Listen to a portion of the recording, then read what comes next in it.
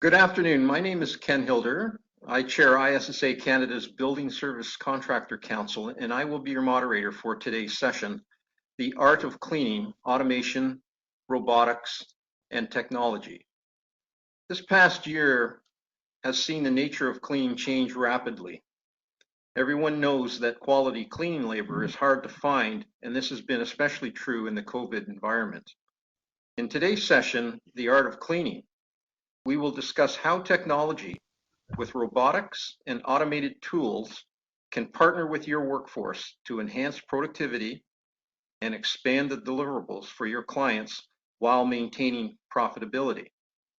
Now, before I introduce our guest speaker, John, I'd just like to say for everyone in the audience, we will not be doing a live Q&A session at the end of the session today.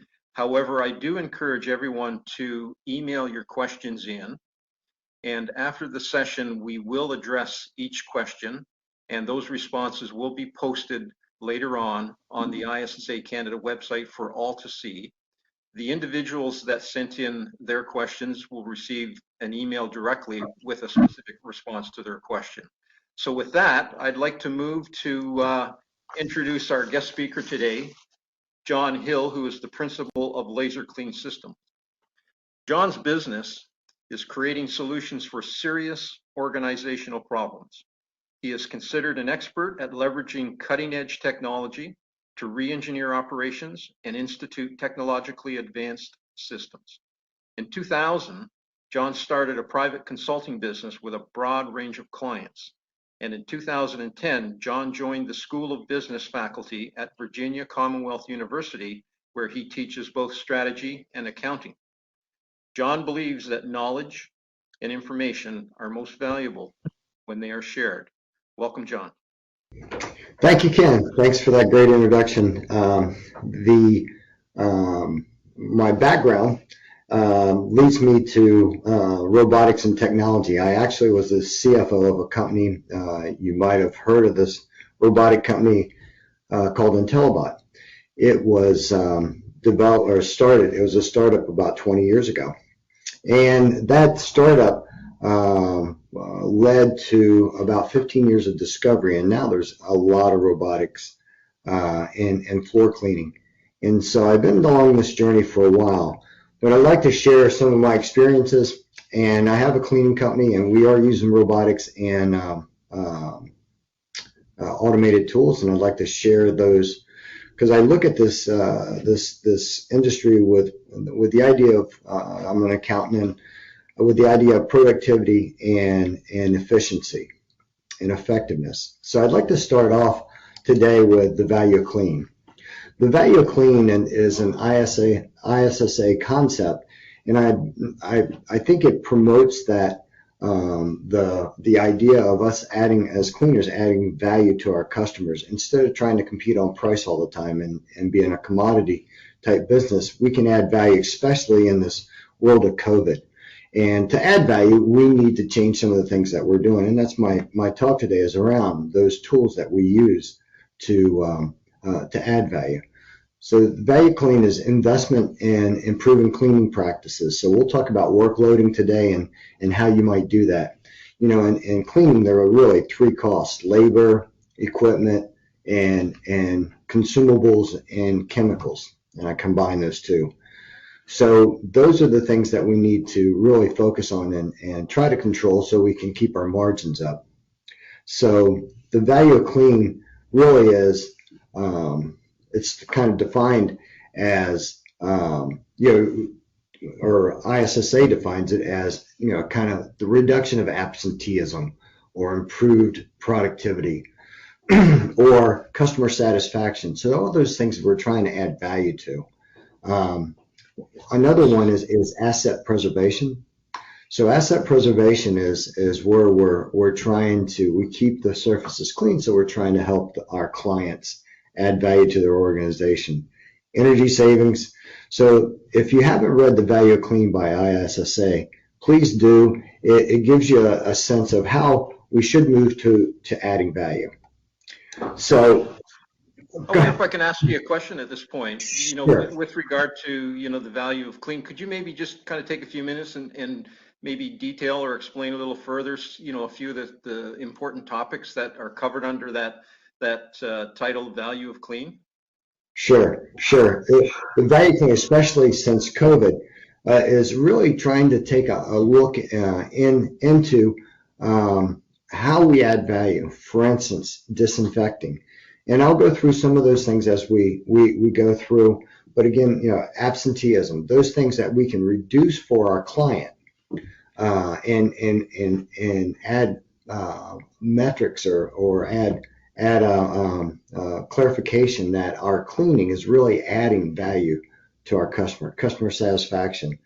The idea that when they come into a conference room, it's clean and safe. Those are the things that the Value of Clean focuses on, and thanks for that question. To do that, we have to position our people, and you guys all know the issues or the challenges that we have. One is cost and labor. Labor's gone up from $7.50, $8, $15 an hour, and just continues to go up. And with workman's comp and all the associated expenses, plus with COVID, it's added a whole new value. We've had clean rooms that we have to keep clean, and a lot of different equipment that we have to equip our people with to keep them safe. Of course, labor reliability is always a challenge. Not just showing up, but the idea that your labor gets sick. This morning, I got a call from one of my managers that said we had a call out of school and we had to shuffle to get someone in there. It wasn't our employee he was playing basketball last night and sprang his ankle, and he thought he could get in. This morning it was swollen and he thinks he broke it. So those things are happening all the time. How do you deal with those, and how do you address those? And of course, COVID has changed the name of the game for everybody. Public safety and those things are at the top of everyone's mind, and especially our customers. So we're approaching these problems from the solution of automation, and not to so that we're not replacing our employees. We're allowing our employees to do other work. So when we run robots in hallways, our employees can spend more time disinfecting, and so we redeploy that labor. And there's this false, I think, notion that robotics is going to take the place of labor, and that's couldn't be further from the truth. Cleaning is hard work. We know cleaning is hard work, and so robotics and these automated tools we're using, and I'll explain these tools as I go through here that I've pictured. But some of these tools are allowing us, our workers, to not work as hard. And part of our responsibility in adding value is to our employees and the safety of our employees. So the redeployment of labor is a huge one. Reduction of expenses, these repetitive tasks. We clean, one of the things that we clean are schools. The other are warehouses. And you really couldn't mop those warehouses. We use some robots that use continuous clean water, and so the cleaning can be proven to be a lot better. And so it improves the cleaning. It increases sustainability. We have clients that really are focused on green and chemicals that are food safe. And like in schools, we've had to disinfect tables multiple times a day, and the kids are eating on the tables. And so we used a disinfectant that was food safe. And it's a little more expensive, but it adds value to our customer, and our customer appreciates it. Innovation and technology. One of the things is in the perception of clean. I'll combine those two. One of the things, when our clients see a robot running in the hallways, they feel like the hallways are clean. Now, they could be clean before, but that perception is definitely out there that they're feeling clean. So these are some of the solutions that I think automation brings. Now, the pictures here are of some robots as we go around. From the top left there is IntelliBot robot, and the next is which is a scrubber, and the next is a Whiz, which is by SoftBank, and then even backpacks, battery powered backpacks versus plug-in backpacks, you save about 30% of your labor. Charging stations are coming available for robots, so you don't even have to touch them. They'll charge just like your Roomba at home. They'll charge and come out. You can program them to do that. Continuing on around that page, you'll see, which is a little picture, a guy with an iMop from Tenet. We use iMops instead of mops, especially in the bathroom. It saves labor from cleaning the bathroom every night, but it also saves labor in the summer when we do project work. It saves labor from having to scrub, and I'm sure you guys have done scrub tile. It's not an easy thing to do, and so this maintains the tile. It does a couple of things. It adds asset preservation to our client, but it also saves us in labor in the summers when we clean the tiles. So John, I have another question, if I may. Sure. Are you familiar with the term hoteling? And if you are, I'd be curious to know what your take on it is, and also if you see a relationship between what hoteling, or what it means to me, and robotics and technology. Is there a relationship that you see between the term hoteling and robots? Absolutely. I was in public accounting was one part of my career when hoteling just started. And hoteling is, for those that are familiar, is a concept where you don't really have a desk in your office anymore. You schedule a desk if you need one when you come in the office, or a conference room. And so this is a perfect question, Ken. I mean, because hoteling is where you schedule a conference room. Now, I used to, when you went into a conference room, you really didn't think about who was in there before. But now you're going into a conference room. So automation will allow you to redeploy labor for those types of tasks, where you either add value to your client, or through a competitive advantage, or you get paid for those additional cleaning steps. And so that's where we don't talk about ROI with the deployment of this technology. It's really, how can we be more effective to either add value to create a competitive advantage with our client, or we can make more billable hours by doing extra work.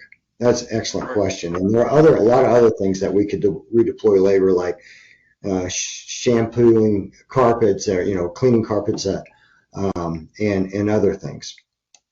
I find that interesting, John, because the initial fear when people, I think, start talking about robotics is that they're going to take jobs away from people. And some of the things you've said, and when you consider what hoteling is starting to mean in business office space, there's going to be a requirement for the service providers to provide additional service to clean those meeting rooms, now that people are thinking, whereas before they didn't have a second thought about walking into a meeting room after it had been used by someone else. They're thinking now, and you made this point earlier in the value of clean, is that room clean and safe, for me? And so the clients are going to demand, some solutions there in terms of how is that going to get done, and that typically means extra labor. And so if robotics are being used wisely and intelligently, and are freeing up labor to be redeployed, I see a direct connection there that is, to me, a very positive, good thing when you think about robotics and what the impact is. Absolutely. And it shows that you're starting to work with your client around the changing environments that we're living in, and COVID phase has changed our world. And so workloading is how we start to pull those duties to make our existing cleaning efficient and effective, but also we using productivity times from say ISSA or AAPPA, but also it gives us an opportunity. We're doing productivity studies on our robots and our automated tools like IMOPS and things to then switch that labor to, and it came in handy when we had to switch our labor to do more disinfecting for our customers during COVID. So we were able to do additional billings on some things. We could prove they were out of our scope, but then we added some value because everybody at the beginning of COVID, our customers were struggling just like we were with what's in the CDC, and everything didn't become billable. We were able to switch some times and work with the customer, so it worked out to be a win-win. And workloading helped us. We've developed a model with some colleagues that take into consideration robotics and the redeployment of that labor and making it efficient. So we take advantage of all of our unused capacity that we get back from robotics. We can apply in other places. So this kind of gives me another question I'd like to ask you, John, and I'd like to ask you if you could explain how you calculate workloading, and does technology, now that we're talking about, technology and robotics and automated tools, does that change, how you calculate workloading? Yes. Does it change it? Robots are just another tool we consider robots another tool. In the beginning, in the first slide, there's this concept now that's evolving where human collaboration and robots equal cobots. And that's a term that's going to be used more and more. How do we work with these robots to make them just another tool? And, it's probably just like the vacuum or anything when it was developed. It's just a new tool, and that tool has certain uses. There are certain things that it can't do, and it doesn't, robots have such a broad meaning. But yeah, definitely workloading is somewhat the same that we always have done. It's just another tool. And like I said, labor, your economics are made up of labor, equipment, and chemicals, and it's made up of the combination of those things. So, you could take a plug-in vacuum with lots of labor, and then you could take a robot, and you got to decide which one's the most efficient for the building or where you're cleaning. Once you do that, that's really workloading. And if robots are that most efficient tool, then you should be able to choose that. And I think it'll become more and more obvious as more and more robots are produced, how to target those markets. Just like we got used to battery pack backpacks and things like that, we'll get used to robotics. Good question. So there's all kinds of sizes. If you've been to ISSA, we didn't have it last year, but if you went the year before, that. And in Telebot, when we went to ISSA in the mid-2000s, we were the only robotic company there. Now there's probably 15 or 20. And you should look at things like the size of, there's some that can't get through 3-6 doors. So size is going to matter. Some can't get around aisles if you have a retail store that you're cleaning. Docking stations are one thing that will extend the usability of your machines because they can dock and come out and so those, look at those attributes. And then filtering systems versus continuous clean water. They're different systems, and not one is not worse than the other one. It's just different. So those are a few terms that I wanted to talk about, but I'd like to move on to what are some terms and how do you put this into your workloading? I mean, Ken asked this question about, is it different? It's different in some of the tasks and activities that you have to do. It's not different in terms of overall, I got to clean the floor, so how am I going to do it? That's not different, but it is different from if you do select robots and putting it into your work loading. So when you purchase a robot, you have to figure out how to map or describe the surfaces that you're going to clean. So if you have a hallway, you have to do what's called mapping. And you can do that. There are a couple terms, and these are just a few I just wanted to present here. One is teach and repeat, and it's just as it says. You walk along the path you want to clean, and the robot will go exactly down that path. Or teach and fill, you can walk around the perimeter of what you want to clean, and the robot will know and be able to calculate the patterns in between the teach and fill. So those are two, when you're looking at robots and you're looking out at the marketplace, think about those concepts, because it really does matter, because when you change your routes or you want to change your cleaning, you're going to have to repeat that process. Work loading. So in work loading, you're going to have prep time on the robot, which guess what? A human does that. So they have to put the water in, put the pads back on, put the squeegee back on, because you take it off every night when you clean it, and clean the robot and fill it up the water and detergent. And then you take the robot to the actual place where you're going to start, and then you clean it out at the end. It has to stay clean. It's just it's an automated tool, like anything else. If you don't clean it, it starts to break down. Some expectations. There's something called nanny time, which is when the robot stops and you have to intercede with it. It happens. These robots are great and smart, but they run into some situations they didn't anticipate. You have to help them out. They don't get but so close to the edge, because 4 to 6 inches, because the closer they get to the edge, the more they slow down. So there's this optimal idea. Like I mentioned, a lot of the robotic sales they'll talk about return on investment, but it's really not. The return on investment is to redeploy your labor to make it more efficient and effective. And the tough part about robotics is the initial rollout. It's like, if you can get past that and start to understand it, it's a great tool. Here, I'm not going to go into detail, but I've run robots in all these different settings. Different robots for different settings, and you really have to know which ones will run in the space that you want to clean. So there are a variety of robots. I encourage you, or send me an email or something. I encourage you to go out and look at the variety of robots, and each one has some different attributes and things that would target it towards a different space. All right. Here are a couple of things that we're experimenting around with.